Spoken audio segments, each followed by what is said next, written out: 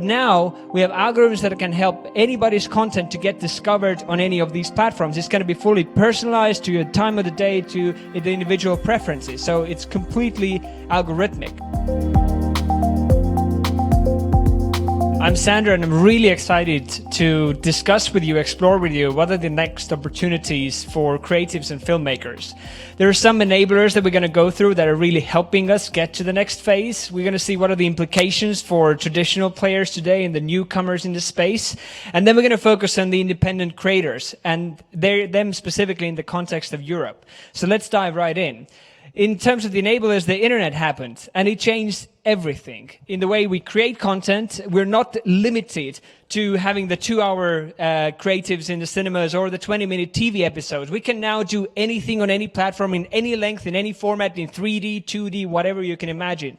The distribution is also democratized. If I have that content now, I'm not now in the scarce environment of 20 movies in a movie theater or 100 channels in a cable bundle. But now I can have access to more than 10,000 hours of content uploaded every minute. So we can distribute it everywhere, and anybody, each one of you can create content and distribute it anywhere. And the consumption is also algorithmic. So there's not a guy in a movie director who decides, or a cinema director who says, hey, these are the movies I'm going to show. Or a TV executive somewhere in LA saying, hey, these are the shows that are going to go in my schedule. But now we have algorithms that can help anybody's content to get discovered on any of these platforms. It's going to be fully personalized to your time of the day, to the individual preferences. So it's completely algorithmic. What are the implications of that to the traditional businesses of those three phases? The movie theater attendance has come down. It's not gone, but it's come down massively because people prefer to watch that at home and get those movies to their house. Now that's also in decline, and people prefer to get that personalized experience on their phone. So they're spending more and more time on connected devices. And that has really now brought in new entrants in the space who are all fighting for your attention every minute that you spend on your connected devices. These are some of the existing players, the traditional players now, who are in the space to make themselves relevant and keep themselves relevant moving forward. And now we have the new entrants who have not been in the space, in the content space at all, but who are entering the space from a new angle and changing the business models forever. And also it's enabled creators, independent creators, to build direct relationship with their viewers and build an audience directly. That's never been possible before without the gatekeepers.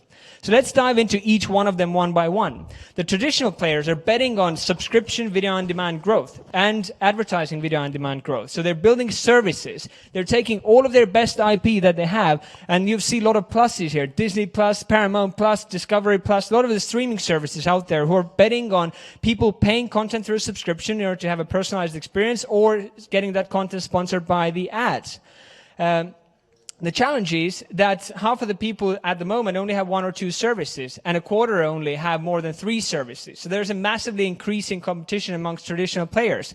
That's why we're already seeing a lot of consolidation and integration, meaning consolidation horizontally, content companies coming together and merging themselves to have a stronger offering in the market to compete against the newcomers, and also vertical integration where companies in the value chain, like a telco, is integrating with content companies to have a full end-to-end experience and control the experience. And that's happening globally, and that's also happening regionally. You have strong content houses in Western Europe, in the Nordics, and Southern Europe. But this is not enough. If you put that in perspective to the newcomers in the space, you can see that they're massively outspent, the traditional players, by the new players. And they're doing it, consumers benefit massively from it.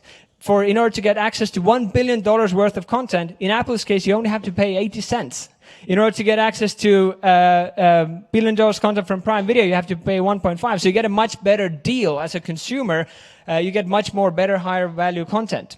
And those newcomers are going hard. They're overspending against everybody else in order to win and have the best content. While the traditional players might be more effective in producing that content, but they're massively outspent in order to get their recognition. And you can see that if you look at, for example, on IMDb, the top 10 most popular shows amongst the viewers, and you look at the average IMDb rating, you can see that the top is dominated predominantly by the newcomers who produce shows that audiences care more about.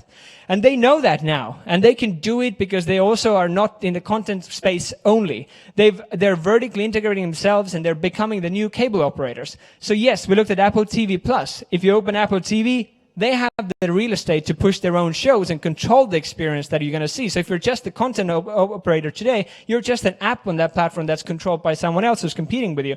Or you take Amazon with Fire TV, who's pushing their own, obviously, Prime Video and IMDb TV products and making sure those are successful. And Roku, who's pivoted their business model from hardware to selling their platform as a software in the ad space and promotional space and pivoted their business fully. And they've also changed the way we make money. In addition to vertically integrating and controlling the end-to-end experience, they're also making money not with content. Apple TV is there to sell you more phones. Amazon is there to sell you more shoes or toilet paper.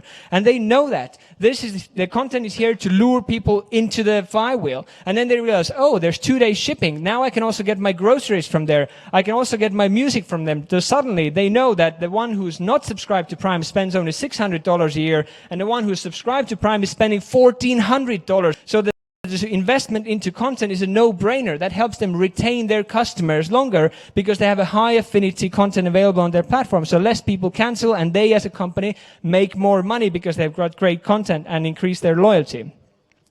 Now we put all of that in perspective. We're focused on the content players now, and they're big. Netflix got more than 200 million subscribers. Disney breakthrough in more than 100 million subscribers, 300 ahead of schedule to their target date.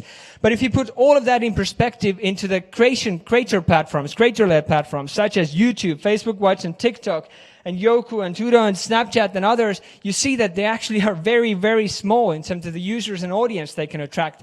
So this is really enabled for a new class of creators to appear. And there's a true creator renaissance happening that is enabled by those 3 movements that we talked about. You can create anything. You can distribute it on any platform. You're free to put it on any platform.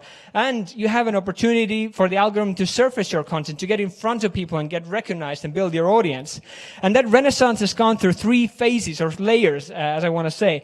In the 2007, when Facebook announced the Facebook pages, you were able to share your content directly and build your audience on their platform. Then they were able to monetize their influence by using ads and promotions and becoming a vehicle for brands through content to tell their messages. And now we're entering a phase where all of those creators are becoming IP owners themselves. They're becoming businesses, creators as businesses, and they're building franchises around their own brands. And we're going to look into a few of them.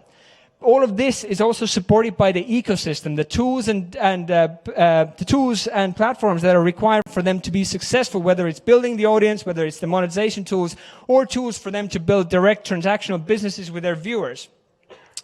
The creator space is bigger than many realize. There's now more than 2 million creators making 6-figure income every year. And YouTube itself has paid out more than 30 billion in the last 3 years. So it's definitely not a marketing platform. It is a platform to build businesses and build your audiences. And YouTube is not this thing that you watch on your phone for 1 minute. YouTube has almost tripled their watch time on TVs. And they're actually getting, well, it used to be 70% mobile. Now it's 40% mobile. And vast majority of that is taken over by the TV screen. So YouTube is the main screen and the main TV. However, not to forget that there's TikTok, who just last quarter took over YouTube in the US on the mobile phone screens in the time people spend in their apps. And TikTok itself, together with YouTube and Netflix, even in Europe, together with some of the strongest players like in France, Molotov or MyCanal, are dominating the time that people spend on their mobile phones. And money is following. Powered by the creators, Facebook and Google and Amazon now controlled almost more than 2/3 of the advertising spend that's happening on the platform. And they know that it's not just the ads that the creators are interested in. They control the experience now and have the influence to monetize it directly on their platforms. So memberships, micropayments, and commerce is what all of them are focusing on to help creators monetize their influence and content directly on their platforms and keep them on the platform. And you see that it works. Here's just an example that how creators actually move culture better than almost any other medium out there. There's a TikTok trend that happened earlier this year called feta pasta. It started in Finland by a Finnish creator who baked this pasta with feta cheese, and it quadrupled the search volume. Feta was sold out in Europe, in US, and Asia, and it actually, after its peak, it came back to a 2 times higher baseline search volume than it was before.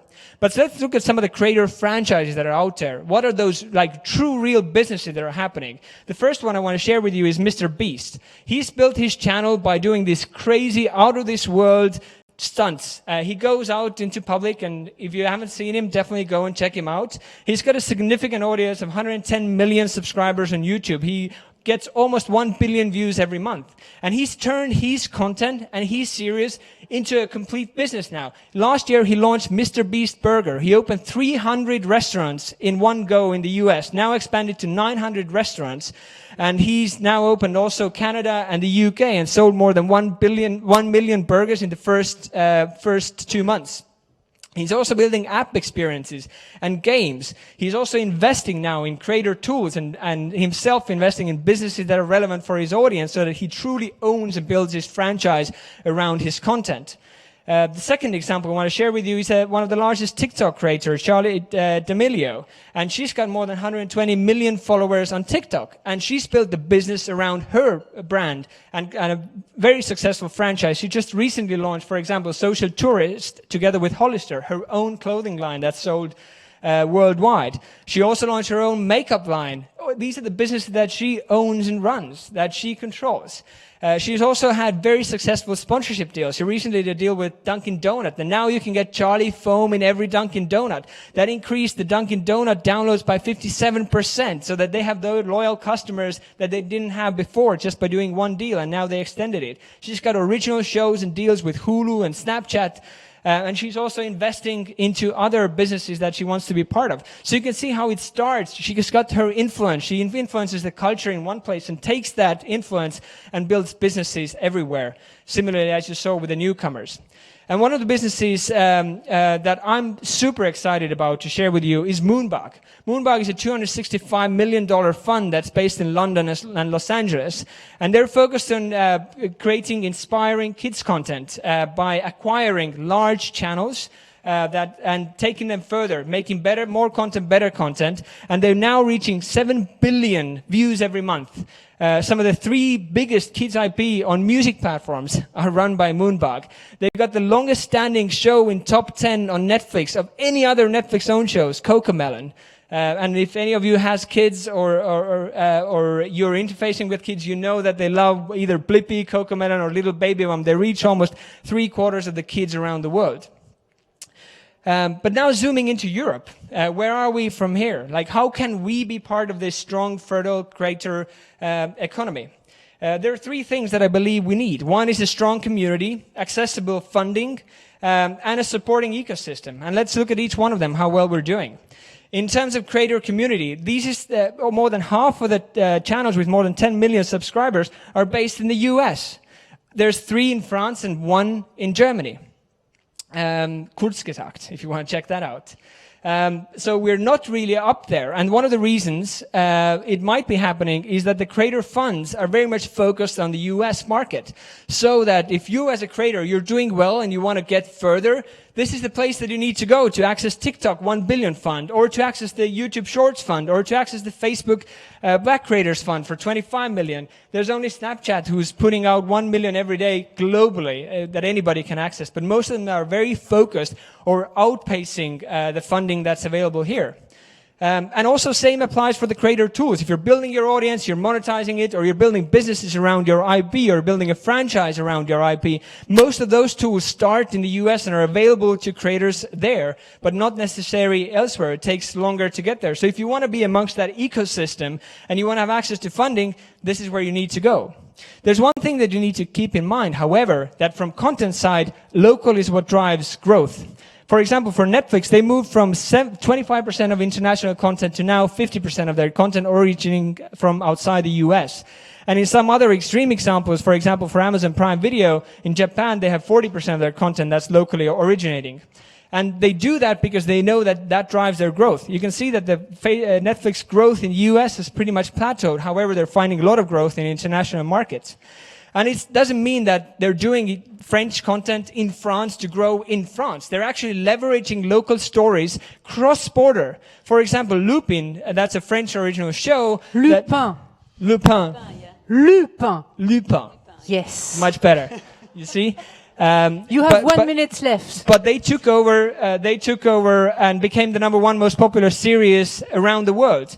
and 70 million households watched it in the first month. That's the #1 show ever. It's in French, and it's globally #1 show on Netflix. The second example is how Netflix is bringing Europeans together, maybe even better than the European Championship, or maybe even more than the Eurovision. It became the most watched show from Germany that's now dubbed in 34 different languages. So the future for Netflix is local production on global platforms. And we here at the moment have more than 100 services live in Europe, where there's only a handful that are available in all markets. And those are the not from Europe, like Prime Video and Netflix. So we truly have a way to bring it together. And there are some options in front of us. We can either go to the defensive route and say, hey, we're going to protect the local operators and platforms, and we're going to support them in local markets, and we're going to regulate global access. We can also go the other way and say, hey, we're going to go the liberal way and leave it open ecosystem and let the markets decide themselves.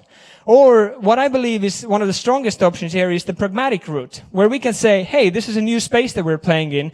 We need to embrace the local production and stories, but we need to leverage the global platforms to tell our stories and build our audience and build our influence in the world. And we need to endorse independent creators to help them build businesses. So this is what I invite everybody to do, is endorse independent creators, embrace the local productions, leverage the global platforms in order for us to build the next generation entertainment companies in Europe. Thank you.